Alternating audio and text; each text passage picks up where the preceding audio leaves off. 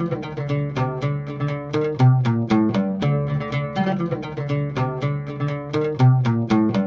and welcome to the Sci-Fi Christian. I'm Bendy Bono.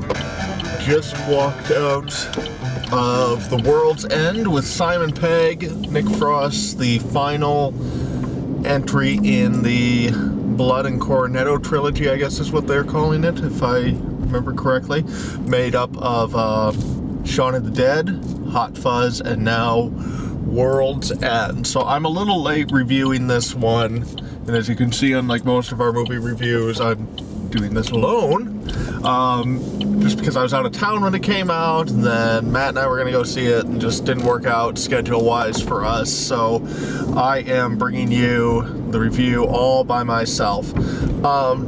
Big fan of the first two movies in this series, especially Shaun of the Dead. I like Hot Fuzz a little bit less. Well, I'd give Shaun of the Dead 5 stars. I would give Hot Fuzz 4 stars. I don't think it works quite as well as Shaun of the Dead. But then again, the whole buddy cop genre isn't really my genre. So that could be part of why I don't like that movie quite as much. But good movie, like both of them, and especially like the TV series Spaced. If you haven't seen that, that's the series that Simon Pegg, Nick Frost, and Edgar Wright did together prior to doing Shaun of the Dead, and that's a really, really good series. Love Spaced. It's on Netflix, just 2 seasons, so it's definitely worth watching if you haven't seen it before. Okay, so World's End. I don't know how much of the plot to describe here because it kind of develops as it goes on. I suppose if you've seen some of the trailers, I'm not sure how much they give away, because I don't even know if I watched any of the trailers. I tend to avoid trailers these days just because I don't think they always very accurately represent the movie. You know, their job is to get you into the seats, not necessarily to accurately describe what you're going to be seeing. So I'm not a huge fan of trailers overall, but so I don't think I saw any for this one. So suffice it to say that this is about a group of 5 friends who, in their youth, attempted this epic pub crawl of 12 different pubs in their hometown.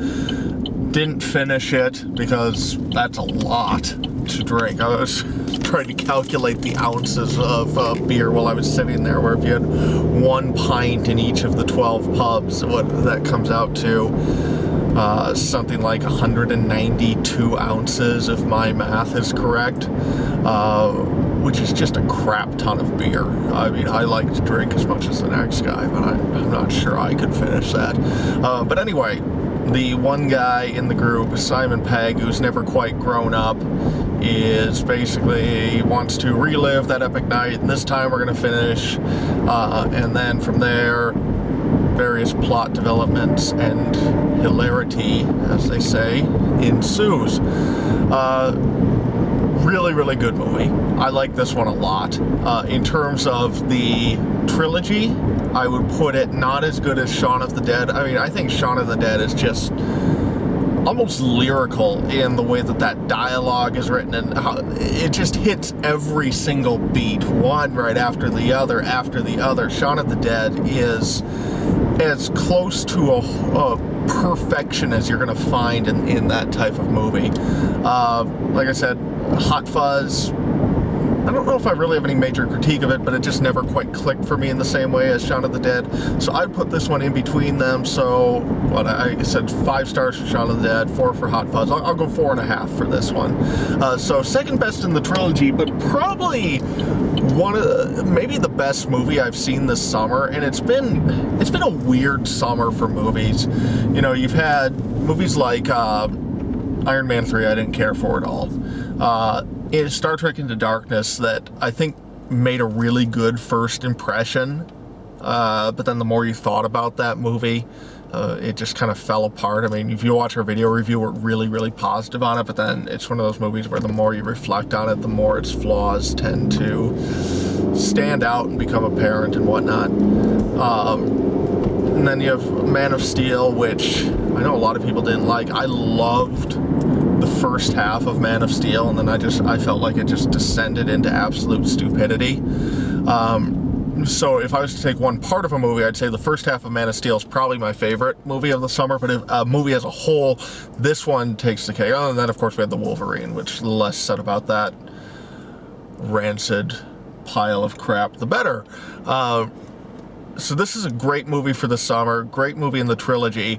A couple of things that were interesting in this one, if you've seen Hot Fuzz and Shaun of the Dead, is that surprisingly, Nick Frost plays the straight man in this. So Nick Frost, of course, the bigger guy of the two, who, man, I'm blanking on names from Shaun of the Dead, but where I guess neither of them was really the straight man in Shaun of the Dead, but certainly in Hot Fuzz, Simon Pegg's playing more the straight man. You know, Nicholas Angel character is he kind of loosens up a bit as the movie goes on, but really throughout the course of most of the movie is pretty serious compared to Nick Frost's kind of dumb, goofy character. And here it's the exact opposite. Simon Pegg is the one who can't grow up, can't let go of this childhood experiences that they shared together. Nick Frost is the one who's probably most opposed to going on this pub crawl and everything, and definitely is kind of the biggest buzzkill of the group in there. So it's kind of a fun role reversal if you've seen the other movies. And Nick Frost does a really good job in it. I wasn't quite sure how that was going to go, just because he does seem... that isn't the role you would imagine him in, especially if you've seen him in other movies, but man, he really pulled it off. And so, good way to mix things up with the series. This was also a really thoughtful movie, especially kind of critiquing the popular man-child-esque character that's become so prevalent, whether it's in, you know, the Judd Apatow movies or, you know, any number of Will Ferrell movies. And I don't want to say that the man-child character has always been embraced. I think sometimes it's been embraced, sometimes it's been laughed at, but I don't think it's ever really been given a thoughtful critique and analysis in the way that this movie does. And I won't get into how the movie does that, because that would give away some of the plot points, but it's surprisingly thoughtful. It has a lot to say about both about that topic, about growing up, about leaving behind, you know, kind of who you were, trying to recapture the magic of your life, your glory years or whatever.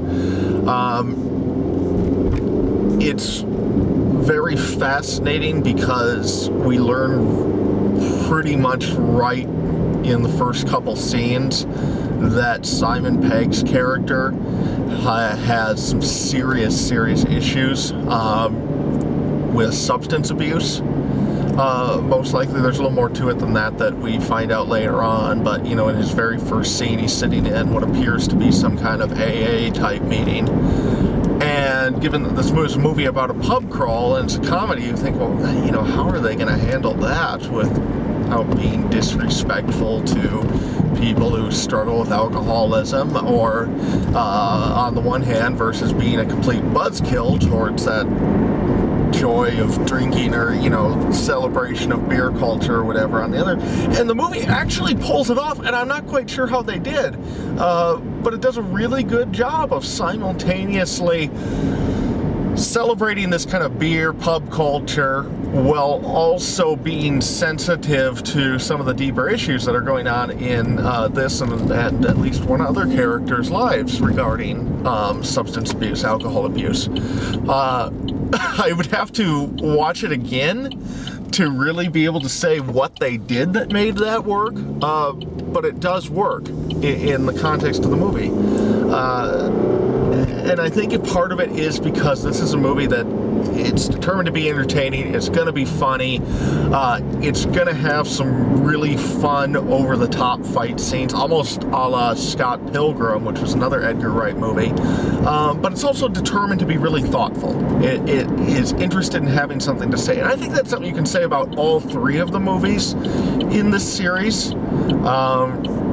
I think they all have something to say, and at least, I'd have to go back and watch Hot Fuzz again, but at least this one and Shaun of the Dead, especially around the topic of maturity, of masculinity, of that kind of interaction between living your life as maybe you want to live it, as kind of a young man who's clinging to that last scraps of your glory years, for lack of a better term, on the one hand, and needing to be a responsible adult on the other. And I think Shaun of the Dead touches on a lot of those themes, and this one kind of picks up those themes.